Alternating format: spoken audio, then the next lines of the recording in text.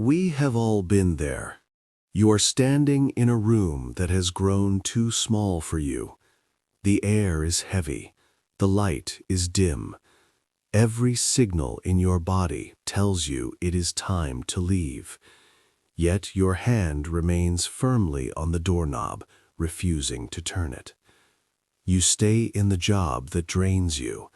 You cling to the relationship that went cold years ago. You repeat the habits that leave you empty. Have you ever felt this strange paralysis in your own life? It is a profound contradiction. We claim to want change, but we fight to keep things exactly as they are. This is not a lack of willpower. It is the result of a hidden mechanism in our perception that prioritizes the known over the lived. We are holding on to a version of reality that no longer exists. It is a familiar weight. We often assume that staying in a stagnant situation is a sign of loyalty or resilience. We tell ourselves that if we just push harder, the old path will eventually lead somewhere new. But have you noticed how life begins to feel heavy when you overstay your welcome in a certain experience? The friction starts small, a lack of enthusiasm, a recurring delay, or a persistent sense of drain. This pattern appears more often than we realize. We find ourselves rearranging the furniture in a house that is already falling down. Something strange happens in moments like these. We feel a deep, intuitive pull toward the exit, yet we convince ourselves that the discomfort is necessary. We may have overlooked the possibility that this resistance isn't a challenge to overcome, but a signal that the frequency has shifted. And this raises an interesting question. Why do we fight so hard to remain in a reality that has already let go of us? Watch closely, because the mechanism behind this is far simpler than most people imagine. This is the strange consistency many people notice. 1 month, you are in the flow. Opportunities arrive without effort. You meet the right person at the exact moment you need them. Life feels like a series of green lights. Then, suddenly, the current shifts. The same actions that brought results last week now bring nothing but resistance. Projects stall. Communication breaks down. You feel like you are walking through deep water. Most people dismiss these shifts as a run of bad luck or a simple change in the weather of life. They call it coincidence, but the repetition begins to reveal something deeper. Have you ever noticed how these periods of friction often begin after you have outgrown a certain goal or belief? You are trying to use an old map to navigate a new landscape. The pattern is difficult to ignore once you see it. When we ignore the signal to move on, reality itself seems to tighten around us. It is as if the universe is withdrawing its support from a version of you that no longer exists. This is where the pattern becomes clear. The struggle isn't coming from the outside. It is coming from the gap between who you were and who you are becoming. This mechanism has been operating in your life since the moment you were born, quietly guiding every encounter and every delay. To understand why you stay stuck, you must understand how your reality is projected. Think of your consciousness as a film projector and your beliefs as the slides. You cannot see a new image on the screen until you change the slide inside the machine. This is the hidden rule behind the experience. Reality does not happen to you, it happens from you. Imagine tuning a radio. If you want to hear a specific symphony, you must dial into its exact frequency. If you are even slightly off the mark, you hear static. The friction and heaviness you feel in your life are simply that static. It is the mechanical result of trying to live in one frequency while your internal state has already shifted to another. This explains why the pattern behaves this way. When you follow your excitement, you are aligning your internal dial with the broadcast of your preferred reality. The moment you ignore that signal and cling to what is familiar, you create a frequency mismatch.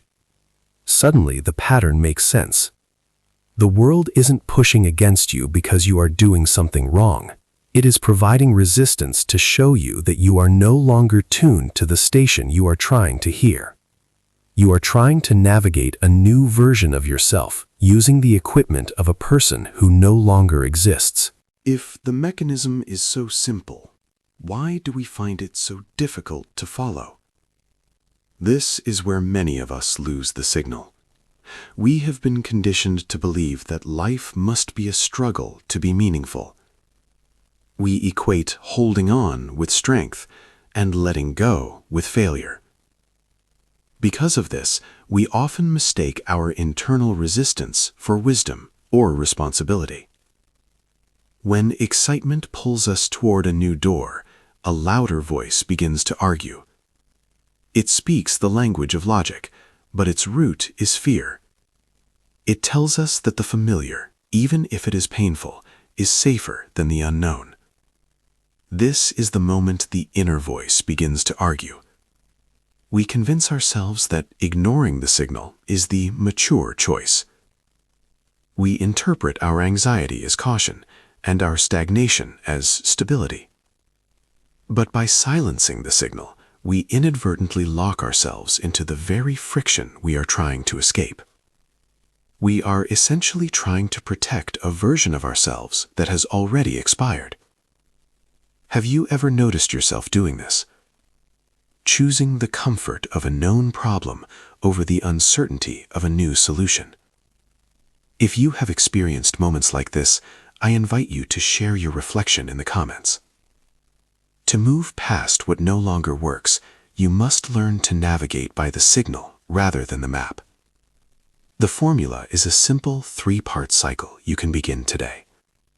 First, identify the option available to you right now that contains even the slightest bit more excitement than any other. It doesn't have to be a life-altering career move. It could be as simple as reading a specific book or taking a different route home. Second, act on that excitement to the absolute best of your ability. Push the idea as far as it can naturally go until you reach a clear boundary. Third, and most importantly, release all attachment to what the outcome should look like. This is where the navigation begins. If you insist that your excitement must lead to a specific paycheck or a certain person, you are back in the old frequency of control. The signal works best when followed with curiosity rather than pressure. By acting on the spark without demanding a result, you prove to the mechanism that you are ready for the next level of alignment. This is how the shift in experience actually starts. If this perspective resonates with you, consider subscribing for more explorations into how consciousness and reality interact. The change rarely starts with something dramatic. It often begins in the quiet gap of an ordinary Tuesday. Imagine you are working on a project that has felt heavy for weeks. You feel the familiar friction of forcing a result that isn't coming. Suddenly, a small, unrelated curiosity strikes you. You feel an impulse to research a specific type of architecture, or perhaps to call a friend you haven't spoken to in months. Normally, you would dismiss this as a distraction, but this time you follow the signal. You make the call. During the conversation, your friend casually mentions a tool or a person that provides the exact solution to your stalled project. This is often how the shift begins. By following the thread of excitement, even when it seems irrelevant, you allow the mechanism to bypass the blockage of your old routine. Have you ever followed a small curiosity that led somewhere unexpected? You may have already experienced similar moments without realizing their significance, dismissing them as mere luck. In reality, that small impulse was the doorway.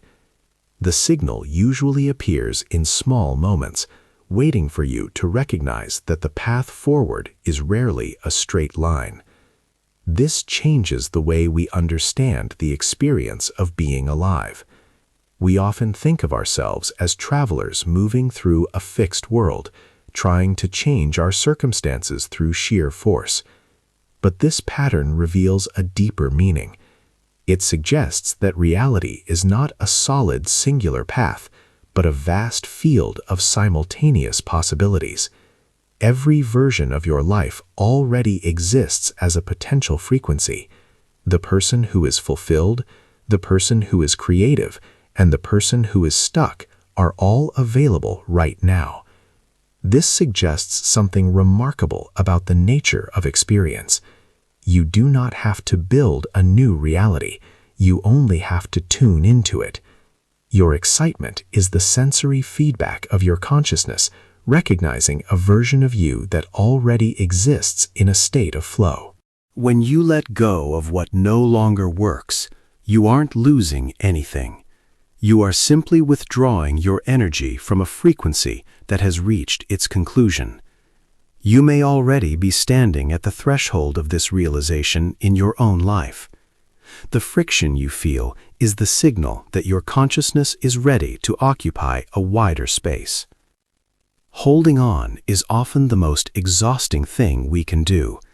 We believe it keeps us safe, but in reality, it only keeps us still.